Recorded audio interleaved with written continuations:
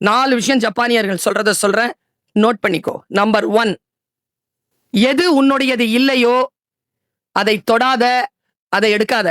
2வது, எது சரி இல்லையோ அதை செய்யாதே. எது பொய், எதில் உண்மை இல்லையோ அதை சொல்லாத.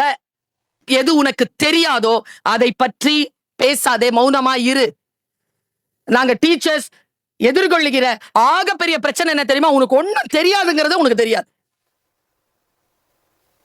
நிரம்பி இருக்கிறாய், அதில் எப்படி எங்களுடைய அறிவை நிரப்புவது?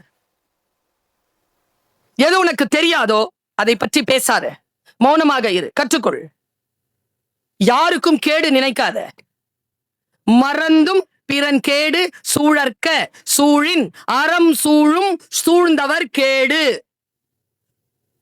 குறள்.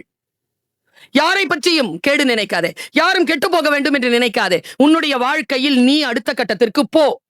ஒரு அம்மா ஒரு பேட்டி கொடுக்குது. 10 வயசு பொண்ணு. வெள்ளிக்கிழமை சாயந்தரம் போனது, ராத்திரி 10 மணி ஆச்சு, வரல. என்னன்னு கேட்டா, அவங்க ஃப்ரெண்டினுடைய அப்பாவுக்கு உடம்பு சரியில்லை. அந்த அம்மா கீழே இறங்குது. போன் போட்டு பேசினா, ஆண்டி எங்க அப்பாவை பாக்குறதுக்கு மேல போயிருக்கிறா, நான் கீழே டீ வாங்குறதுக்கு நிக்கிறேன். அப்பா டீ கேட்டாரு, டீ வாங்குறதுக்கு நிக்கிறேங்குது. 10 மணிக்கு ஹாஸ்பிட்டல்ல நிக்கிறேங்குது. இது 10 வயசு. ஒரு அம்மா அதை பெருமையா டிவில சொல்லுது. வெளியில இறங்கி பார்த்தா கிரவுண்ட்ல அவங்க அப்பா ரவுண்ட் அடிச்சிட்டு இருக்கிறாரு, வாக்கிங்ல. அவங்க அப்பாட்ட, என்னங்க நீங்க ஹாஸ்பிட்டல்ல இருக்கிறதா பொண்ணு சொன்னா, காட்டுங்கண்ணா. ஆமா. உடனே போன் எடுத்து அவங்க பொண்ணுக்கு போன் பண்றாரு. எங்க இருக்கிற? காயத்ரி அவங்க அம்மாவுக்கு உடம்பு சரியில்லை, அவன் மேல இருக்கிறா, நான் டீ வாங்கிட்டு இருக்கிறேன் கீழங்கிறா.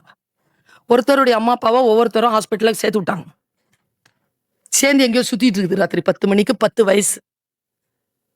என்னன்னு சொல்லுவ நீ? எது சரியில்லையோ, எது பொய்யோ, எதில் உண்மை இல்லையோ அதை சொல்லாதே. இன்னிலிருந்து எவ்வளவு பெரிய சுதந்திரம் தெரியுமா அது? பொய் சொல்றதுலயும் உண்மை சொல்றதுலயும் இருக்கிற பெரிய பிரச்சனை சொல்றேன். பொய் சொன்னா சனியா ஞாபகம் வச்சுட்டு இருக்கணும், உண்மையை சொன்னா ஞாபகம் வச்சிருக்க வேண்டிய அவசியமே இல்லை. எது உண்மையோ அது உண்மை. உண்மையாக இரு, உண்மையை சொல், பொய்யை சொல்லாத. எல்லாரும் நினைக்கிறாங்க ரொம்ப ஃப்ரீயா இருக்கலாம், கிடையாது. ஃப்ரீயா இருக்கவே முடியாது. அவ்வளவு நீ டைட் ஷெட்யூல்ல நீ இருந்தனா உன்னுடைய வாழ்க்கையில் நீ சில விஷயங்களை சம்பாதிக்கலாம். எது ரொம்ப விருப்பமானதாக இருக்கிறதோ அதை பிடித்துக்கொள். எது உனக்கு கிடைத்திருக்கிறதோ அதில் விருப்பத்தை செலுத்தி அதை மாடிஃபை பண்ண. வாழ்க்கை உனக்கு அதில் துணை செய்யும்.